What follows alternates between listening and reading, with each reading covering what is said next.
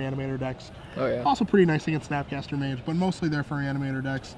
You're going to find 4 Knight of Glories, 3 Mare of Averbrooks here, along with 3 Thalia, so 10 2-drops as well. And then he's got 3 Loxodon Sliders, 3 Geist of St. Traft, and 4 Silverblade Paladins. So he's full up on 3s, and then 4 Sublime Archangels and 3 Thragtusk. So this deck is looking to just give the beatdowns as fast as humanly possible.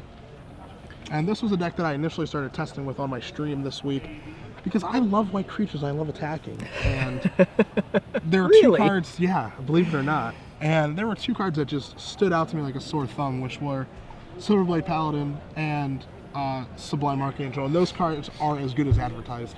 Those cards are just unbelievably powerful for a white deck to have access to. Yeah, I think, you know, one of the things you were saying last night, we were talking about it, was, you know, the 1-drops, the 2-drops are okay. That once you get to the 3 slot, you have cards like Silverblade Paladin.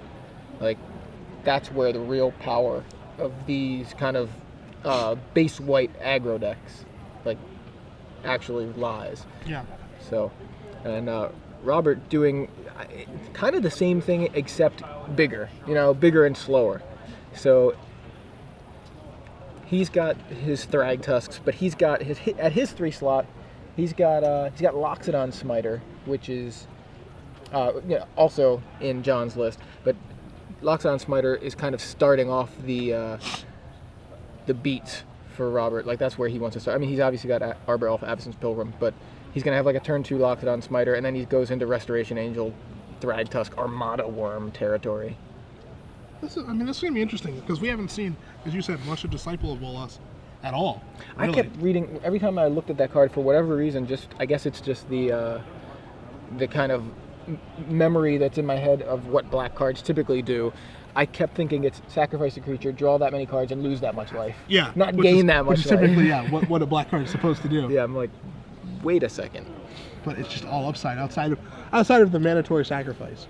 Right. Which is, it's weird, because I didn't expect that card to have mandatory sacrifice, and I mean, most of the time you're going to play it, and you're going to want to sacrifice something, but there may be some situations where you're just like, man, I need like this 2/1 to block, so I don't die, and it's you have to sacrifice like your other dude, and then like you just end up dying. Yeah, I mean, you can technically play it to block if you have no other creatures, because you can't sacrifice itself, you have to sacrifice another creature. So, as we are just going to see a Plains here, John has taken at least one mulligan, potentially 2. 2. He's taken 2, so he is down to 5. But he is on the play, and I have done some interesting things with this deck on a mulligan. I have mulled to 4 with humans in 1. Wow. With 2 minutes left on my clock online. So that's it can't be impressive. done. As we see a Knight of Glory for you Zombies fans out there, I'm sorry. What has made your deck worse? And we're gonna see a Farseek here from Robert. Farseek. Looking for lands. In all the right places.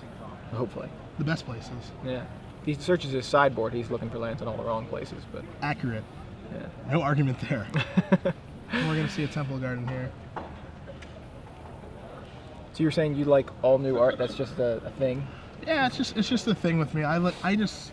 For me, like, I don't like retro stuff very much. Mm-hmm. Like, you know, I'm a huge sports fan. I hate retro jerseys. I like just the newest of everything, especially when I'm playing Magic.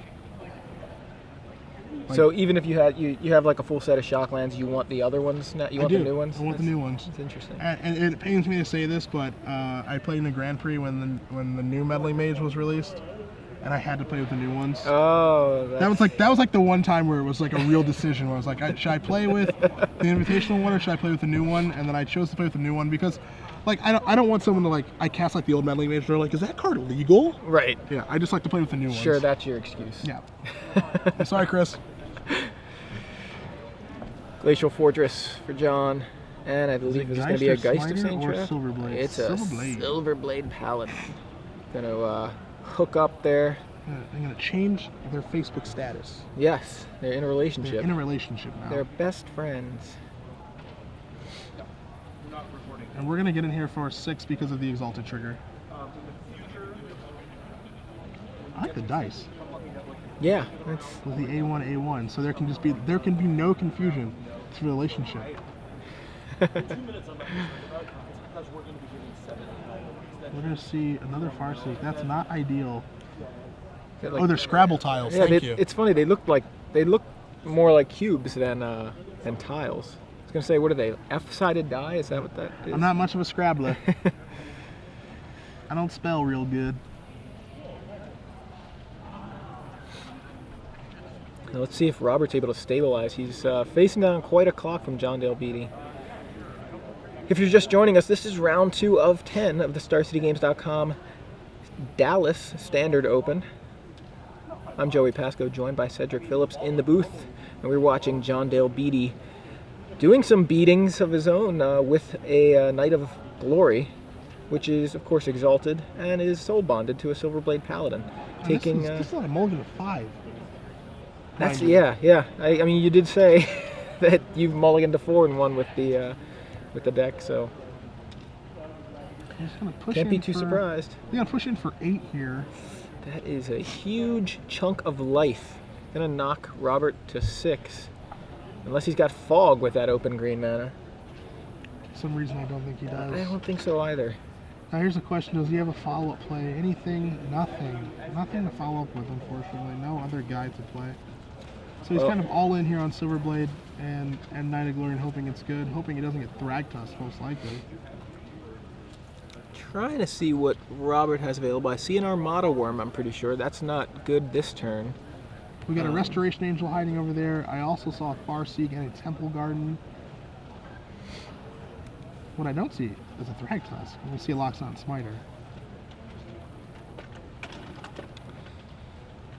Okay, so Smiter's going to be able to get in the way of something here.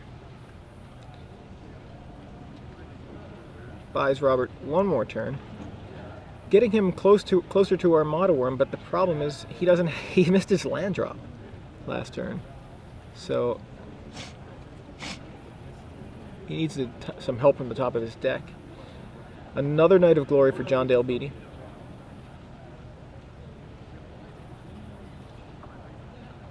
And so this is just going to make the Knight of Glory have double exalted.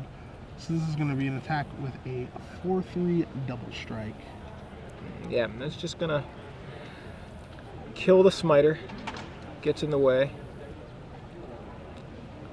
And I think just pass, yeah. So putting it on Robert to continue to find chump blockers. And he's just going to scoop him up. Missing his land drops, I think, hurting a lot. He did have Restoration Angel. He could have maybe bought another turn.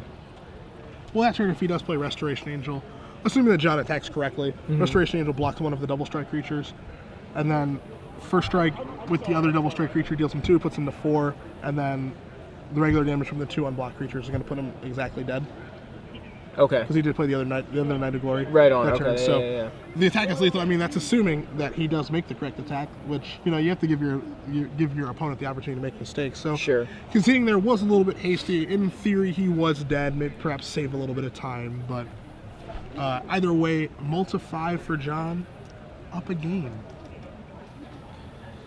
So Robert, I know you have his deck list in front of you. Is going to be playing first this game. He knows he's playing against an aggressive strategy. Does he have any good sideboard cards? He's got 2 copies of Abrupt Decay, as I mentioned, which pretty much he has live targets up and down John Dale Beety's deck. Oh yeah. He's got 4 copies of Centaur Healer, which I think those should probably come in. Gain 3, block, stuff. Beyond that, I mean, he's got a copy of Sever, which may just be a little clunky as far as removal, but it is 2 removal spells in 1. I think he does expect to get to 4 and 7 mana this game, so I think bringing in the Sever should be reasonable. But yeah, I definitely expect the 4 Centaur Healers and the 2 Abrupt Decays. He's got an Oblivion Ring too if he wants another bit of removal. On this end over here, for John, Live Sky Knight, excuse me. Pretty good against like this sort of deck. Typically don't have very many flyers outside of Restoration Angel. Sure. So I can see that coming in here. Oblivion Ring isn't really where he wants to be. Selesnya Charm is potentially where he wants to be. The other cards in the sideboard are 3 Elite Inquisitors and 3 Rest in Peace, which don't really have much of a home here. So the Sky Knights definitely seem like a reasonable reasonable inclusion. Just at detain ability, being able to stop something from blocking. You saw last game would have been nice to, win a turn earlier if he could have used it, played one of those there and kept the smiter from blocking. Yeah, let you get by Thragtusk too. Right. Which is a neat interaction. So it'll be interesting to see if that does come in. Dry Militant isn't especially good against Robert's deck, even though it is a 2-power 1-drop, which those are difficult to sideboard out at times. I feel like Sky Knight is probably on par with Smiter, so I don't think that's what he'd want to board out. Hard to see if Thalia is getting into this deck. I mean, that game we saw Robert was having mana issues, and the only spell he cast was Farseek. So sure, yeah, Farseek locks it on Smiter. Yeah, maybe Thalia is pretty good against him. Oh, you mean non-creature spell? Yeah, maybe Thalia is actually pretty good against him. But I mean, in reality, maybe Robert was just mana screwed and ignore that plan. So he does have 4 mana dorks in the deck, 2 Arbor Elf, 2 Avacyn's Pilgrim. So Thalia, not so great against those. I mean, unless she's just blocking them or attacking into them. Yeah. So, I mean, it'll be interesting because, again, John didn't see very much of Robert's deck that game. He played Farseek, Smiter, Concede. Yeah. So he doesn't really, realistically, he doesn't have much of a clue of what's going on because there's not really a deck in the format that does that. Yeah, I don't remember, but I imagine Robert had access to black in that game just because he Farseeked. Yeah. Or Farsaw. Farsuck? Yeah. Anyway, yeah. Farsaw? Yes. He looked for something that produced black, I'm sure. So John should have some idea that it's not just a green-white deck, although I don't know that changes his plans any. I don't know that gives him enough information to really go from. Or any more information. Yeah. It's just like, okay, so he's got access to removal, probably, and maybe a Sorin. Maybe this is a tokens deck and we didn't see the, the Lingering Souls or something. That's true, too. So, I mean, there are definitely different ways that Robert's deck can go. I mean, John saw literally nothing game 1, so it's hard to kind of predict what he's going to do. Not literally. Why can't it be literally? Figuratively? Figuratively. Figuratively. People should be using that a lot more often. Figuratively? He saw figuratively nothing. Figuratively is such a it's a tough word to say. Figuratively. Man, how many syllables is that? 5? Figuratively. 5, yeah. Literally. Like if you really draw it out. Yeah. It's still it doesn't roll off the tongue as much as literally. I like literally, even if it's wrong. I just like to say it. It's just literally wrong. Yeah, it's just literally wrong always. Figuratively. I can make that work. Figuratively. You want to try it today? Yeah. We could figuratively try it. We could figuratively most try of the day. Yeah. I'm gonna stumble on it every time. Figuratively. Yeah. I can think about it when I say it. It's kind of sad. I shouldn't have to think about words when I say them, but I actually have to think about that when I say it to not screw it up. So both players are shuffling away here. Hopefully, we haven't seen both players keep a 7-card hand yet today.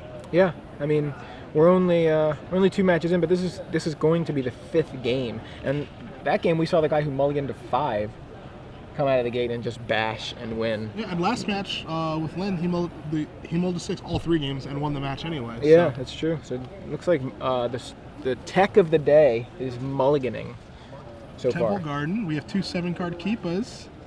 All right. I see a mana dork here. And there's an Arbor Elf. Miracle off the top? No. Okay. No miracle. John Dale Beety plays Temple Garden, untapped. We're going to start with Avacyn's Pilgrim, Militant, or Champion of Parish. And it is an Avacyn's Pilgrim. So both players at 18 right now, off of their shock lands. Plains for Robert. And we've got a turn 2 Smiter. Locks it on Smiter. Kind of a scary card, and I kind of expect to see it a little more. Given these control decks that are showing up, playing Essence Scatters, Syncopates, Dissipates, it's a nice card that you don't have to name a creature type for Cavern of Souls to resolve, and it's a pretty big, fat, guy to be bashing with. Yeah, with the influx of if Adam Prozac's blue-white, flash deck becomes popular, Locks on Smiter is right where you want to be against that sort of deck. It's huge, it's uncounterable. Azorius charming it is annoying, whatever, but it's coming back into play, and it beats all of their guys in combat. Yeah. Outside of a Rune Chanter's Pike. So John Dale Beety plays a Smiter of his own. Passes back to Robert. Are we going to go to Smite Club? Ooh, Smite Club. Is that I good? like it. Is that a I good one? like it. Yes. Yeah. We don't talk about Smite Club. We don't talk Oh, about that's Smite right. Club. We can't talk about Smite Club. It's like, I think it's the first rule. I think. I made it funny. I'm so proud Dude, of that's myself. good. That's a good one. Isolated Chapel from Robert. What's our big follow-up going to be here? I see at least one force in this hand. I think I see 2 lands. I think he's got 2 lands, Farseek, and just something else. It may be a Oh, Centaur Healer. Yeah.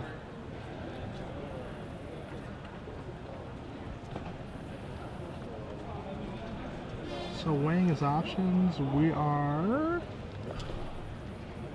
not going to Smite Club yet. We are going to see that Centaur Healer. Okay. Centaur Healer doing a little healing there, knocking Robert's life total up to 21. And Smite Club. Robert says he just wants to destroy something beautiful. John won't let him. No, he's not going to put the Jared Leto Smiter in front of the Ed Norton Smiter. So John's going to go down to 14. He's going to draw his card for the turn. Let's see what he can muster up here.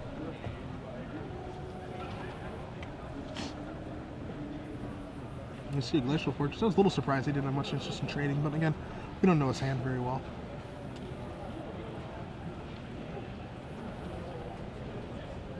And that's a good reason why. As we're going to see a Silverblade Paladin here. Scrabble tiles there. And we've got a relationship. Soul bond with the Smiter. In we go. Yeah, I think the Arbor Elf might want to get in the way here. Is it time through? Jumps in the way, locks out on Smiter.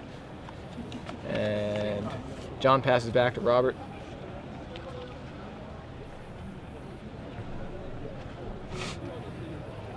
And I think Robert is out of gas. I believe he's just got Farseek and lands in hand.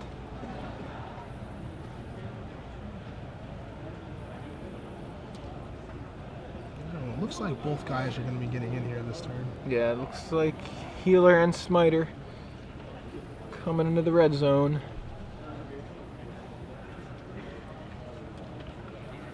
John trying to decide whether he wants to block, what he wants to block. He's going to throw his Mana Dork in the way, it looks like. He can't trade a Silverblade Paladin for either one of these guys if he'd like to, just because of Double Strike. But, I mean, we'll see if he wants to do that again. We don't know the contents of John's hand very well. It doesn't look like he has any interest in making that trade.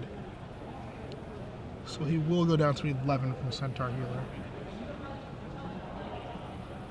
Okay, so Robert has something here. I must not have been able to see it. And it's a Disciple of Bolas. And looks like we got ourselves a reader. Disciple of Bolas, 2/1 for 4 mana. It's a rare from M13. When it enters the battlefield, sacrifice another creature. As Cedric was saying, it is mandatory. You gain X life and draw X cards, where X is that creature's power. So Robert draws 4 here, gains 4, goes up to 25. And if he was out of gas before, he certainly is not now. Yeah. Not only does he gain 4 life, but he drew 4 cards, and 2 of the cards that he drew were Restoration Angel and Thragtusk. And as you know, those are pretty good Magic cards. Pretty good. They work. I think they actually come with Soul Bond automatically. You know, they just kind of go together. They're tandem. Yeah. All right. Well, John, it is on you to match what Robert just did, which is going to be pretty tough.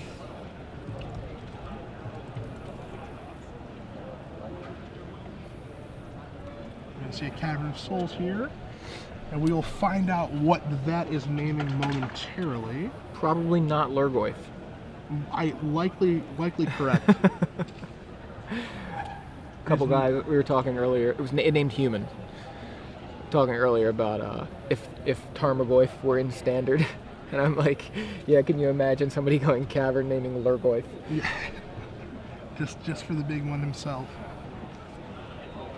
I mean, technically you can see that in Modern if you want, or Legacy. That's actually a legitimate play, but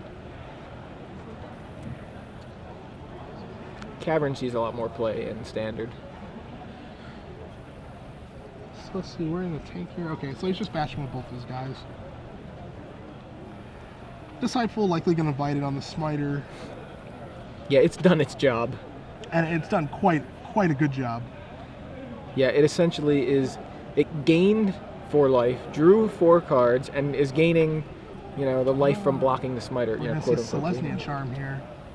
Ooh, we're gonna do some trample. So Selesnya Charm is going to choose the mode of +2/+2 and trample on the Smiter, making it a 6/6 double striker with trample. That's a lot of power. So that attack, the double strike, total should be 15. 6 minus the 1 toughness on Disciple makes it a 5, 6, 7. 7 plus 6 is 13, 14, 15. Yeah, so Robert's going to move down to 10. Too. Whew, that was a heck of an attack from John Beety, who's already up a game right here. So. He's caught up very quickly. I mean, to go from 25 to 10 in 1 turn is pretty crazy. As we see a Woodland Cemetery. We've got to sever the bloodline from Robert, or at least it's in his hand. I imagine we're going to see it here. Although maybe he'll want to do, you know, some Thragtusk action. Or is he just going to blink a Centaur Healer? He's got a lot of options. Yeah, he does. Okay, it is the Sever. I thought that might be where he was going since it was the top card, or the front card in his hand. I was choosing what guy am I going to get rid of. I can take care of the Paladin, or I can take care of your big creature.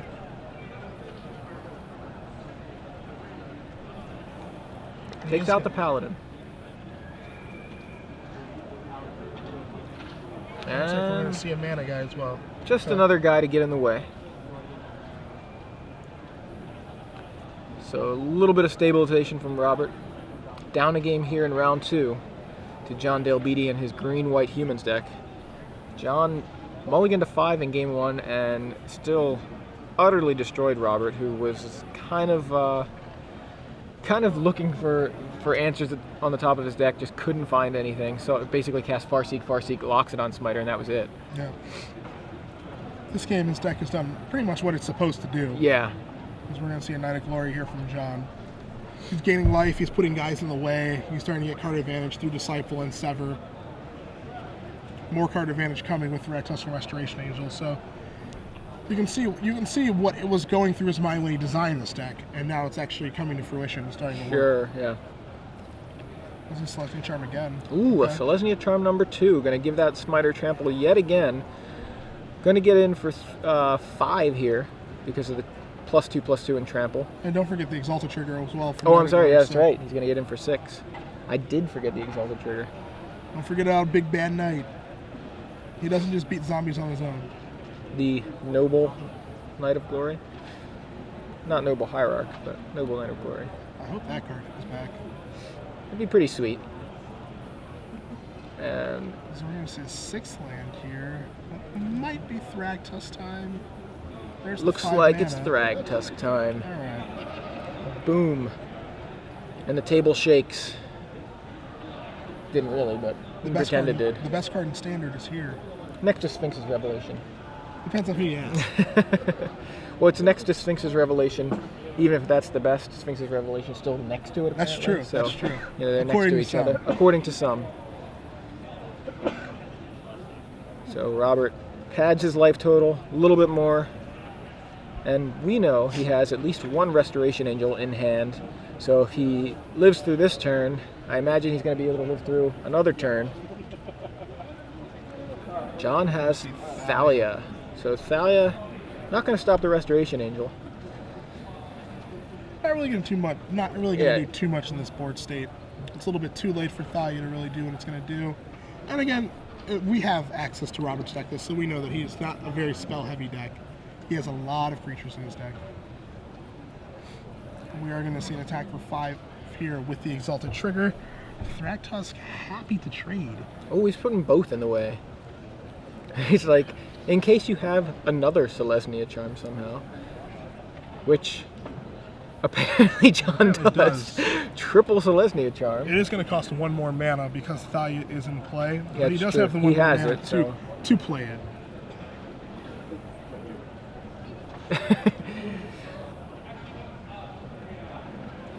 So that is a 7/7 Smiter. Takes out both the healer and the Thragtusk. Leaves Robert with a beast.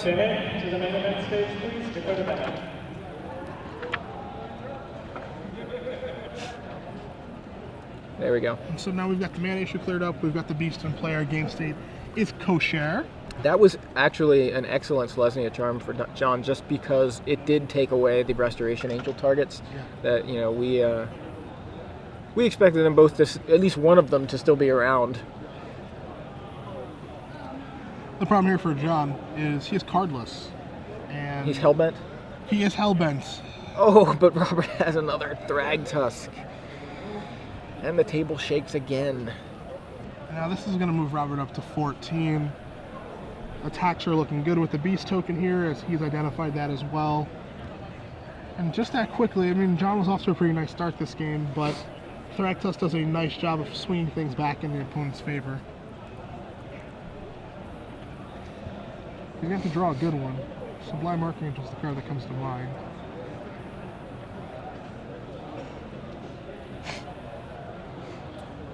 What is it? What is it? What is it? I can't quite tell. Does not look like a land. Looks like it's like a spell. Yeah. Well, considering he's tapping lands, I imagine it's not a land. It is the Sky Knight. And he's going to keep that Thragtusk from blocking. And cannot attack either. He's going to get him for 4. Yeah, unfortunately, Robert's life total has been veering upwards rather than downwards for the last few turns. I mean, it kind of like goes down and then goes up higher than it was. Yeah. Goes down a little bit, goes higher than it was. And so, we're going to see that again in a second. Yeah, we know. go back up again. So Robert should be at 9 here. Thragtusk cannot attack. It is detained. Beast attack. 3 here. Unlikely that we'll see a trade, but I mean, it's certainly possible. Does John play Restoration Angel of his own? Not that he has access to it here, but he does not. He does not. Okay. I mean, nice thing to blink the Sky Knight there, getting that detain trigger yet again. And there's a main phase Restoration Angel. Restoration Angel from Robert Rasor blinks the Thragtusk, puts him back up to 14, gets him a beast. Assuming John is not going to Essence Scatter it, which he, would be hard to do for a multitude of reasons. Yeah. 1, it's not in his deck list. 2, he has no cards in his hand. 3, it costs 3. yeah, 3 costs 3. So if he's able to pull that off, I think we found our tournament winner. Yeah. We're going to see a Farseeker here as well.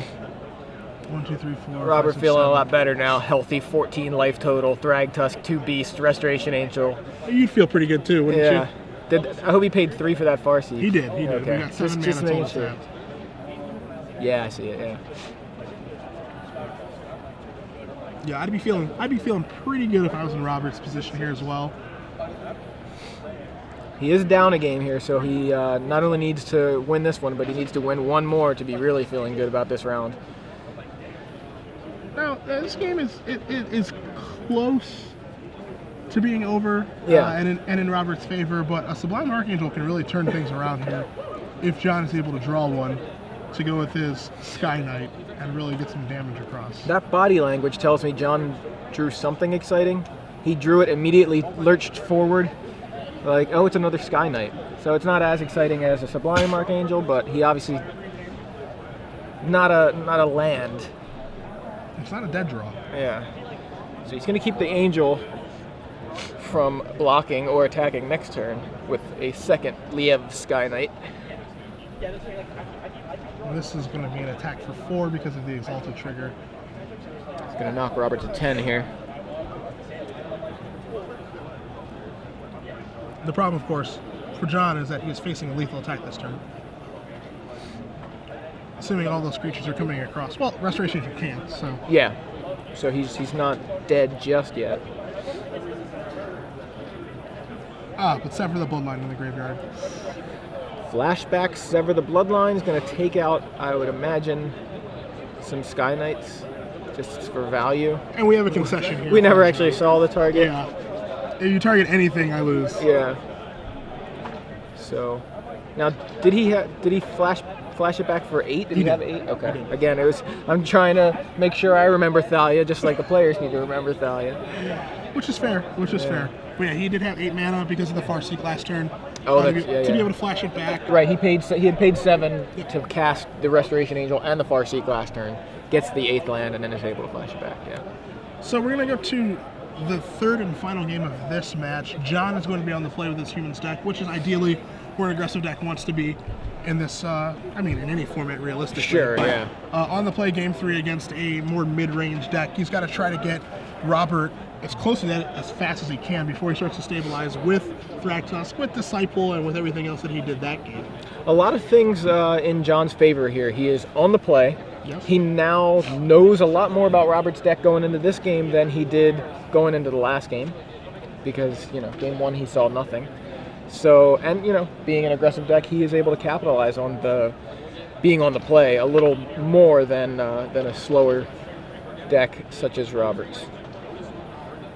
I don't believe he went back to his sideboard though, so I didn't see either player reach back for their sideboard. Yeah. So he did board in the Sky Knights and the Celestial Charms like we thought he would. Not entirely sure what he boarded out for those. Probably Dried Militant, and then unsure what the other card would be because he did leave Thalia in. But we'll see how the games do play out. Again, John is in this position that he wants to be in. We'll find out, if he's able to take advantage of it. Right. Capitalizing on your opponent stumbling is one of the best reasons to play an aggressive deck, I think. And we saw that in game 1. If Robert stumbles here and John's able to take advantage of it, it could be a real quick game 3.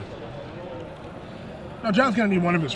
he has 7 very good 1-drops in his deck, 3 Absence Pilgrims and 4 Champions of Perish, that he's going to have to start this game off with, I think, to really just get the ball rolling, get Robert under the gun. I think it's pretty important that he starts with a 1-drop and not pass on 1 and start with a 2-drop. I think he really needs to get things just off to a very fast start, put him under the gun as fast as he can.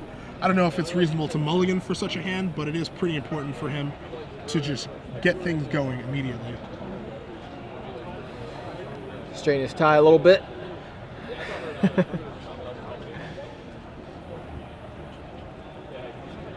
Healthy game 3. Guys are having fun, which is good. If you're just joining us, I'm Joey Pasco, joined by Cedric Phillips in the booth, coming to you guys live from Dallas-Fort Worth for the StarCityGames.com Standard Open. You can see we're actually in the arena. If you can see behind Robert Rasor there, we're actually on the floor of the arena, and it's a pretty interesting venue. And this venue is sweet. Obviously I've been playing Magic for way too long. I've played in a lot of venues. This one reminds me I don't think there's a such thing as too long playing Magic. I'm 26. 9 years of competitive Magic with one 6-month break. That's a pretty long time, man. It's long, but it's not too long. But as I was saying, this venue reminds me of Pro Tour Prague back in, I think it was 05 or 06. We played an arena at that tournament over there. That's when I walked in here, it was very, very similar venues, actually. It's really cool. It's very different, not the typical kind of just convention hall, just big room. It's like this is a big room with a lot of room for spectators. So if you're in the area and you're not playing, come down and sit in one of the blue chairs in the background, and you won't be able to see anything. Yeah. If you might want to bring some binoculars so you can actually see the action. So it'd be sweet if we could have this on the Jumbotron. That's exactly what I was going to bring up. Yeah, I was looking in here to see if there's a Titantron or a Jumbotron. It might be behind there or something. I don't know. That would have been awesome if we could have done that. The players playing would have to be curtained off. But. Yeah. And we see turn 1 Dryad Militant. We see Dryad Militant, a card I thought he may have sideboarded out. Either way, it was very important for him to get off to a fast start. He does have a 2-power 1-drop, which is a big deal. Yeah. So he's going to go ahead and get that started, get Robert down to 18. And if he has a 2-drop here, he's off, and she doesn't have, unfortunately, but he went off to a fantastic start. Yeah. All right. And Robert with no turn 2 play besides the land. No mana guy, no Farseek. So it makes you wonder what kind of hand did he keep? Yeah. All right. I don't think Robert's at 10 here. This attack's going to knock him down to 16. Yeah. Unless Dryad Militant's way better than I remember. Yeah, I didn't think it was. Yeah. No 3rd land, no 3-drop. And now we're going to see a Centaur healer.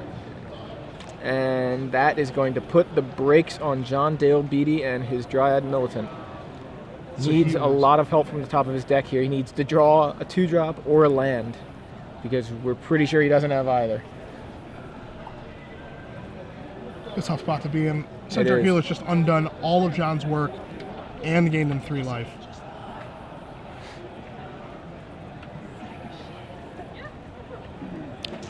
Now we're going to see Champion of the Parish, which is likely his draw step for the turn and just passing back. So even though what Robert may have kept maybe a dubious hand, definitely a slow hand, he has been, I mean, basically rewarded, because he is not really under the gun now. He's undone the work, as we see a Loxodon Spider here. And outside of some pretty good draws from John, things are really in Robert's favor right now.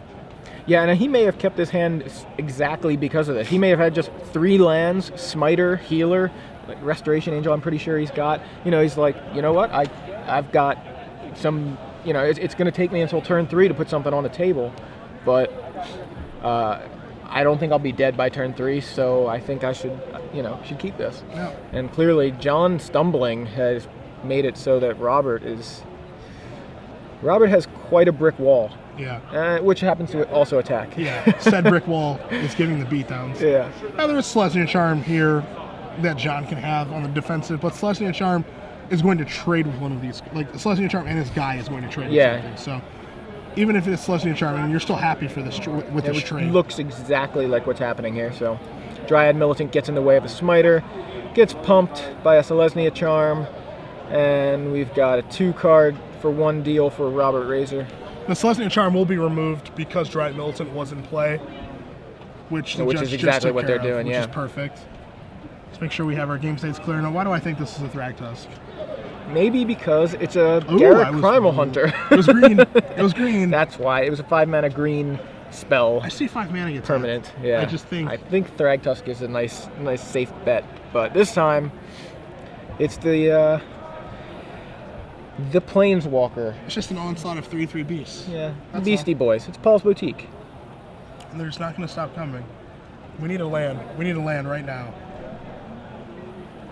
We'd rather have Paul's Boutique than ill communication, Jesse. Sorry. We're having a Beastie Boys argument as we see a second Champion of the Parish here, making the initial one into a 2/2.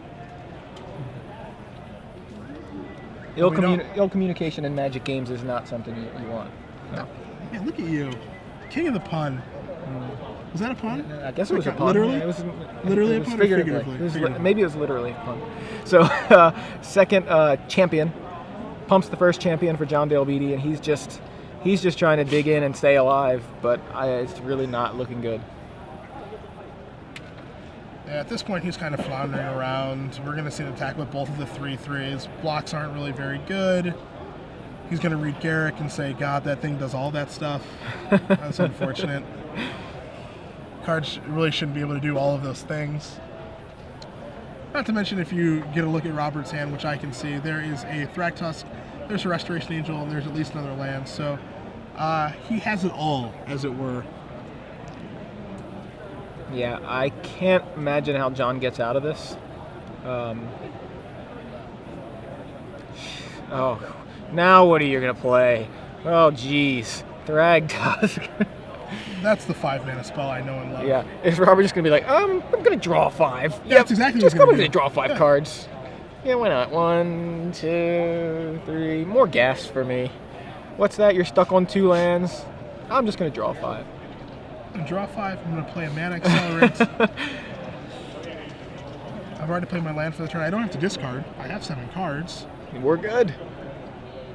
And John still stuck back on what looks like turn 2. Yeah.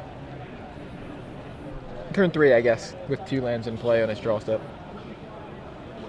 At this point, as we see, found a land. So he has found a land. It's as close to a formality as it's going to be, because, I mean, even though Robert's doing all of these things, what you forget is that John is at 6 life as well.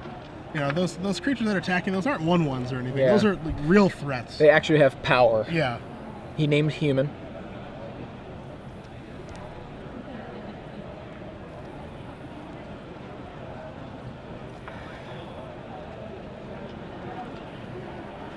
Yeah, John dead on board unless he plays something here.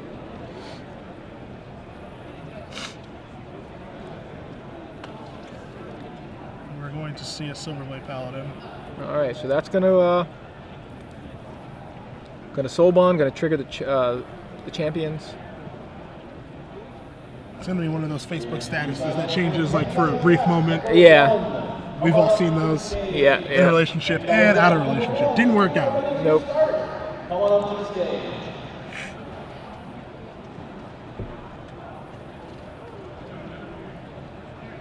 I'm going to send it back to Robert. Robert with a lot of options. If he has a Sever the Bloodline, which he actually just drew, we'll take care of champion and we'll take care of you. Yeah. Top deck, Miracle Sever the Bloodline. I'll target your guy that's going to, give me 2 guys. And there it is. Robert Rasor takes down John Dale Beety in 3 games in round 2 of the StarCityGames.com Standard Open here in Dallas, Fort Worth. Junk mid-range, just a little too much.